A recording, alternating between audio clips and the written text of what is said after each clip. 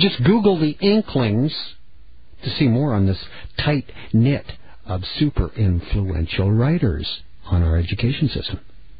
They're all interconnected with the Fabian Society. And you might find this interesting, too. On November 22nd, 1963, the day of JFK's assassination, Aldous Huxley, while under the influence of LSD, died. Aldous Huxley, by the way, was doing a lot of LSD when he was in Occidental College. And if you read Obama's book, that's where he got into cocaine and marijuana. So Huxley died on the exact same day as JFK was assassinated. Also, so did C.S. Lewis. A couple belonging to this tight-knit group of super influential writers in our education system. So Obama goes to Columbia. Then he goes to Harvard Law School. There, while he was in Harvard, he worked for Sidley Austin, the sixth largest U.S.-based corporate law firm. They got over 1,700 lawyers working for him. Annual revenues top over $1 billion. Good offices: Chicago, New York, Washington, London, of course. The original law firm, before it became Sidley Austin, was founded in 1866 and had Mary Todd Lincoln, the widow of President Abraham Lincoln, among its earliest clients. That's where Obama met Michelle, the woman who's now his wife.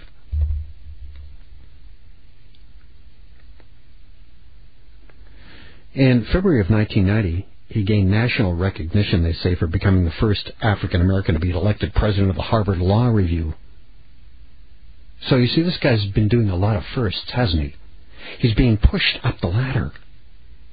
He graduated magna cum laude from Harvard in 91, and there's typically 3 types of Latin honors in order of increasing the level of honor. They are cum laude, with honor, magna cum laude, with great honor, with great praise, and summa cum laude, with highest honor. He got magna cum laude. So, are you beginning to see the grooming of a rising political star at the most tumultuous times in American history, and a black man to boot? Not to mention his Freemasonry connections with the Prince Hall. And then that rant that Richard Michaels went on to start this whole racism thing off, just gearing it up for, you guessed it, some kind of trouble when this man hits the White House. It'll be the black man in the White House.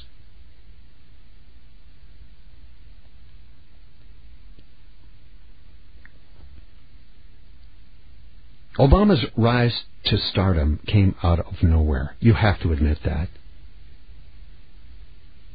Midway through the United States Senate campaign, Obama writes and delivers the keynote address at the 2004 Democratic National Convention in Boston, Massachusetts. I mean, that really put him on the map. He was given an enthusiastic reception at the convention, and the Illuminati-style blanket coverage by the mainstream manipulated media gave him instant celebrity status.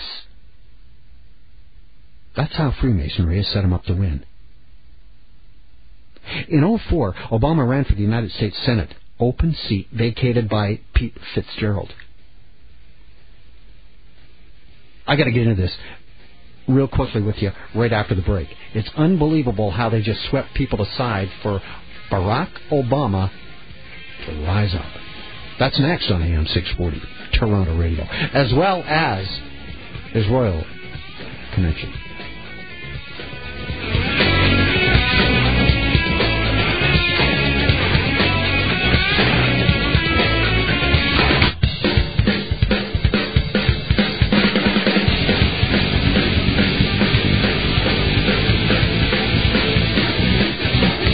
History buffs, monarchists masticate, truth seekers cheer.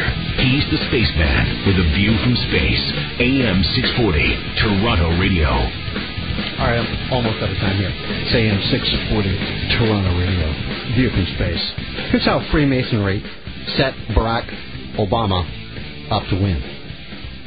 He ran for the U.S. Senate open seat vacated by Pete Fitzgerald. He said he was having problems dealing with the state party leadership, and he also had some family issues. So Fitzgerald retires from the Senate at the end of his term in 2005. He was only 45 years old. Why would he retire from politics? He was told to leave. In the early opinion polls leading up to the Democratic primary, Obama also trailed another guy, a millionaire, a multi-millionaire businessman, Blair Hall, as well as Illinois Comptroller Dan Hines. Then all of a sudden, the news was released that Hall was beating his wife. Another opponent tossed to the side, cleared out of the way, paving the way for Obama and a victory. Obama's candidacy was boosted by an advertising campaign that showed the Chicago mayor, Harold Washington, the old dead Harold Washington, and the late U.S. Senator Paul Simon endorsing him. The support of Simon's daughter was also behind him. Political endorsements by the Chicago Tribune, the Chicago Sun-Times. That was the one formerly owned by Conrad Black, by the way. It's the 13th most distributed paper in America. And remember, at precisely 11:13, he declared his candidacy on Saturday. Out of a total of 7, count them, 7 candidates, Obama gets 52% of the vote in the March 16, 2004 primary, emerging well ahead of all others in the race. Then, in the general election, he went up against Republican primary winner Jack Ryan. Well, you'll never guess what happened to Jack. Jack Ryan withdrew from the race on June 25, 2004, following public disclosure of child custody divorce records that contained embarrassing sexual allegations by Ryan's ex-wife. Do you see a little pattern here where another guy is tossed to the side? Let's make way for Obama. He's coming through. Wait, there's more. It even gets better. In August of 2004, with less than 3 months to go before Election Day, Alan Keyes is finally chosen as the Illinois Republican Party's nomination to replace this disgraced Jack Ryan. Well, this guy lived in Maryland, a longtime resident of Maryland. He wasn't even from Illinois. Keyes had to move to Illinois to accept the nomination, first of all, to make it legal. So then here's a guy who's the last guy to stand in Obama's way for an election to the Senate. He's an out-of-state dude with no profile at all in the state of Illinois and only 3 months to establish himself until the election. Guess what happened? 3 TV debates later, the general election was held November 2nd, 2004. Barack Obama, 70% of the popular vote. Keyes, 27%. The deal was closed. Obama was sworn in as a senator January 4, 2005. The first black, the only black senator. That year, 2005, Time magazine, here's Time Warner again, named him one of the world's most influential people, listing him among 20 leaders and revolutionaries in his high-profile entrance to federal politics and his popularity within the Democratic Party. And an October 2005 article in the British journal New Statesman listed Obama as one of 10 people who could change the world. The New Statesman, by the way, was founded in 1913 by Sidney and Beatrice Webb with the support of George Bernard Shaw, another prominent member of the Fabian Society. See how it's starting to click for you? H.G. Wells was another member of that. He wrote War of the Worlds, if you remember. Here's another clue for you, too, to expose this tightly knit brain trust.